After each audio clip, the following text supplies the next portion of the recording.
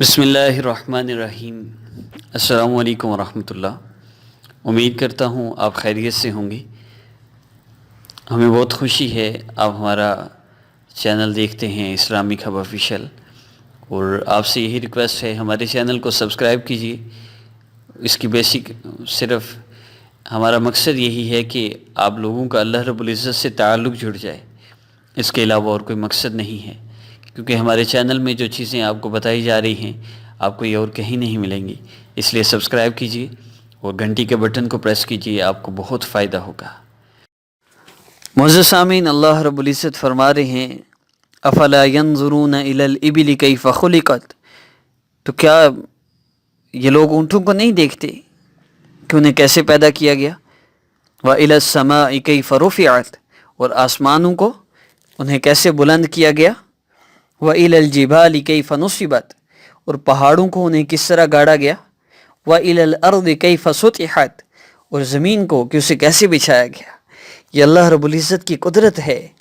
آپ اونٹ کی طرف دیکھیے، آپ اس کی چال پہ غور کیجیے، اس کی چال سب جانداروں سے مختلف ہے۔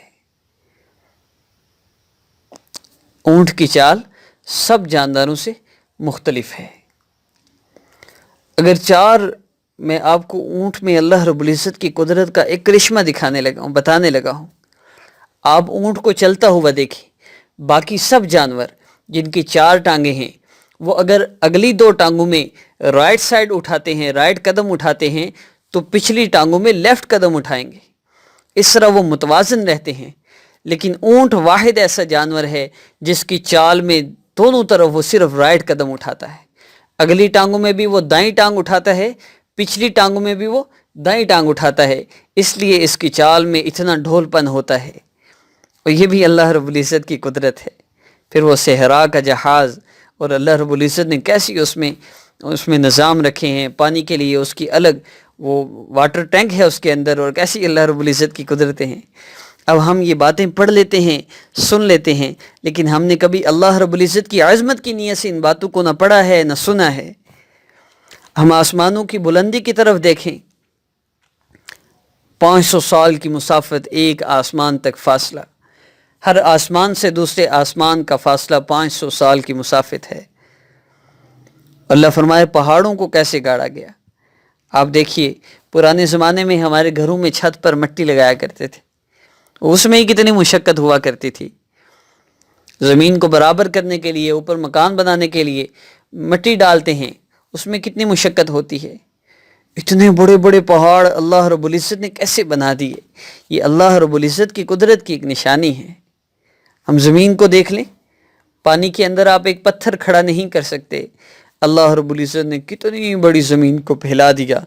یہ اللہ رب العزت کی قدرت ہے۔ ہمیں اسی لیے حکم دیا گیا ہے ہم زمین و آسمان میں غور و فکر کریں، تاکہ ہم اللہ رب العزت کو پہچان لیں۔ جنہوں نے اللہ رب العزت کی ان نشانیوں پر غور کیا، اللہ فرما رہے ہیں لآیات لأولی الالباب، عقل والوں کے لیے اس میں بڑی نشانیاں ہیں۔ اور پھر عقل والے کیا کہتے ہیں؟ ربنا ما خلقت ھذا باطلا سبحانک فقنا عذاب النار۔ وہ کہہ اٹھتے ہیں کہ اے ہمارے پروردگار، آپ نے یہ سب کچھ بے مقصد پیدا نہیں کیا، آپ پاک ہیں، بس ہمیں دوزخ کے عذاب سے بچا لیجیے۔ اللہ رب العزت کو ہم نے پہچانا نہیں۔ اللہ رب العزت سے اللہ رب العزت کی معرفت مانگا کریں، اللہ کی عظمت ہمارے دل میں آ جائے اس کو مانگا کریں، اللہ کی محبت ہمیں مل جائے اس کو مانگا کریں۔ ہمارے ایک بزرگ فرمایا کرتے تھے ساری زندگی قیامت کے دن اللہ رب العزت کے سامنے جاتے ہوئے شرم نہیں آئے گی۔ ساری زندگی اگر مانگا اللہ رب العزت سے تو اللہ کے غیر کو مانگا۔ آپ کتنے وظائف کرتے ہیں، اللہ یہ ہو جائے، اللہ یہ مسئلہ حل ہو جائے، اللہ یہ مسئلہ حل ہو جائے۔ بہت کم لوگ ہیں جنہوں نے یہ وظیفہ کیا ہو، اللہ آپ اپنی محبت عطا فرما دیجیے۔ کبھی کسی نے یہ وظیفہ نہیں مانگا۔ معزز سامعین، ہم کتنے اللہ رب العزت سے دور جا چکے ہیں۔ ہم صرف اپنے کام کے لیے رابطہ کرتے ہیں۔ اللہ رب العزت سے تعلق اللہ کی محبت کے لیے بنائیے، اللہ کی عظمت کو اپنے دل میں بسائیے، اللہ آپ کے سارے کام سنوار دیں گے۔ وَهُوَ الَّذِي مَدَّ الْأَرْضَ وَجَعَلَ فِيهَا رَوَاسِيَ وَأَنْهَارًا، اور وہی ذات ہے جس نے یہ زمین پھیلائی، اس میں پہاڑ اور دریا بنائے۔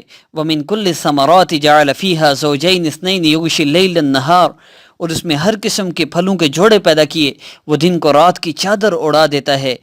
ان فی ذلک لآیات لقوم یتفکرون، حقیقت یہ ہے، بے شک تحقیق بات یہی ہے کہ ان ساری باتوں میں ان لوگوں کے لیے نشانیاں ہیں جو غور و فکر کرتے ہیں۔ هو الذی انزل من السماء ماء لکم منہ شراب ومنہ شجر فیہ تسیمون، وہی ہے جس نے آسمان سے پانی برسایا جس سے تمہیں پینے کی چیزیں حاصل ہوتی ہیں اور اسی سے وہ درخت اگتے ہیں۔ معزز سامعین، ہم اللہ رب العزت کو پہچان جائیں، ہمارے سارے کام بن جائیں گے۔ ہم اللہ رب العزت سے اپنا تعلق بنا لیں، اپنا تعلق اللہ سے جوڑ لیں۔ معزز سامعین، اللہ رب العزت کا تعلق ہوگا، سارے مسئلے حل ہو جائیں گے، ساری پریشانیاں ختم ہو جائیں گی۔ جو مانگیں گے اللہ رب العزت وہ عطا فرمائیں گے۔ لمبے لمبے وظائف اور لمبی لمبی دعائیں نہیں کرنی پڑیں گی، بس مختصر سی دعا ہوگی اور اللہ سارے مسئلے حل فرما دیں گے۔ معزز سامعین، یاد رکھیے، اللہ رب العزت کے سوا ہمارا مسئلہ کوئی حل نہیں کر سکتا، صرف اللہ ہی نے ہمارے مسائل کو حل فرمانا ہے۔ تو اللہ سے اپنے مسائل کے لیے دعائیں کیا کیجیے، ان اعمال کے ذریعے جو اعمال نبی الاسلام صحابہ نے کیے ہیں، اور دعاؤں کے ذریعے اللہ رب العزت سے اپنے مسائل کو حل کروائی۔ معزز سامعین، چینج یور لائف کورس میرے چینل کی، بلکہ میری ہر ویڈیو کی ڈسکرپشن میں دیا گیا ہے، چینج یور لائف کورس ضرور کیجیے۔ چینج یور لائف کورس کرتے ہوئے میرے چینل پر موجود وظائف کرنا اور آسان وظیفہ آفیشیل پر جو ذکر اپلوڈ کیا جاتا ہے جو میرے ساتھ ساتھ کرنا ہوتا ہے، ان دو وظائف کو آپ اگر ڈیلی کر لیا کریں تو انشاءاللہ چند دنوں کی بات ہے آپ کے سارے مسئلے حل ہو جائیں گے۔ ہمارا آج کا عمل رمضان المبارک کے تیسرے جمعہ کا عمل ہے۔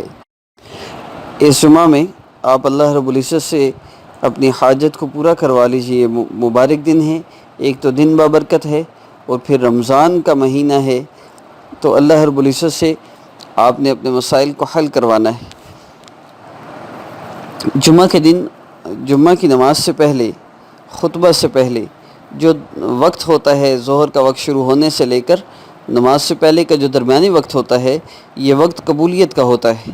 اس وقت میں اللہ رب العزت سے اپنے مسائل کے لیے دعا کرنا، تو سب سے افضل وقت تو یہی ہے کہ آپ 12 بجے سے 1 بجے کے درمیان آپ اس عمل کو جمعہ کے دن کریں، اور دوسرا وقت سحری کے وقت ہے، اور تیسرا وقت افطاری سے پہلے، وہ وقت بھی دعاؤں کی قبولیت کا ہے۔ عصر سے لے کر افطاری کے درمیان وہ وقت قبولیت کا ہے دعاؤں کی، آپ اس وقت بھی وظیفہ کر سکتے ہیں۔ عمل کی ترتیب بتاتا چلوں، سب سے پہلے اجازت، تو اجازت صرف سبسکرائب کرنے والوں کے لیے ہے۔ دوسری چیز مقدار اور مدت کے متعلق ہے، صرف کل کے دن اس عمل کو کرنا ہے اور مقدار کو محسوس نہیں ہے، جتنا آپ ایزیلی کر سکیں۔ تیسری چیز باوضو ہو کر کریں، بہت بہتر ہے۔ وقت میں نے بتا دیا، اب عمل کی ترتیب بتاتا چلوں۔ سب سے پہلے درود پاک پڑھیے، 3 مرتبہ، کم از کم 11 مرتبہ کوشش کر لیا کریں پڑھ لیں، یا 3 بار ہی کر لیں بہتر ہے۔ اور اس کے بعد پھر یا اللہ یا رحمان یا رحیم یا ارحم الراحمین یا ذا الجلال والاکرام، ان کو پڑھیے۔ اس کے بعد پھر اللہ رب العزت کے اسماء مبارکہ، یا اللہ یا رحمان یا رحیم یا ملک یا قدوس یا سلام یا مؤمن یا مہیمن یا عزیز یا جبار یا متکبر یا خالق یا باری یا مصور یا غفار یا قہار یا وہاب یا رزاق یا فتاح یا علیم یا قابض یا باسط یا خافض یا رافع یا معز یا مذل یا سمیع یا بصیر یا حکم یا عدل یا لطیف یا خبیر یا حلیم یا عظیم یا غفور یا شکور یا علی یا کبیر یا حفیظ یا مقیت یا حسیب یا جلیل یا کریم یا رقیب یا مجیب یا واسع یا حکیم یا ودود یا مجید یا باعث۔ اللہ رب العزت کے اسماء مبارکہ کو یا وارث یا رشید یا صبور یا اللہ یہاں تک پڑھیے۔ جب اس کو مکمل کر لیجئے، اگر آپ کے دل کی حالت بدل گئی ہو تو اس کے بعد دعا کر لیں، بس اتنا کافی۔ اگر دل کی حالت نہ بدلے تو پھر دوبارہ کریں، اور یا رحمان یا اللہ یا ملک یا اللہ یا قدوس یا اللہ یا وارث یا اللہ یا رشید یا اللہ یا صبور یا اللہ، اس طرح اللہ کے اسم ذات کو ملا کر پڑھی۔ آپ کے دل کی حالت ضرور بدلے گی. پھر دعا کر لیجئے, جو مانگے گے انشاءاللہ ملے گا. السلام علیکم ورحمۃ اللہ.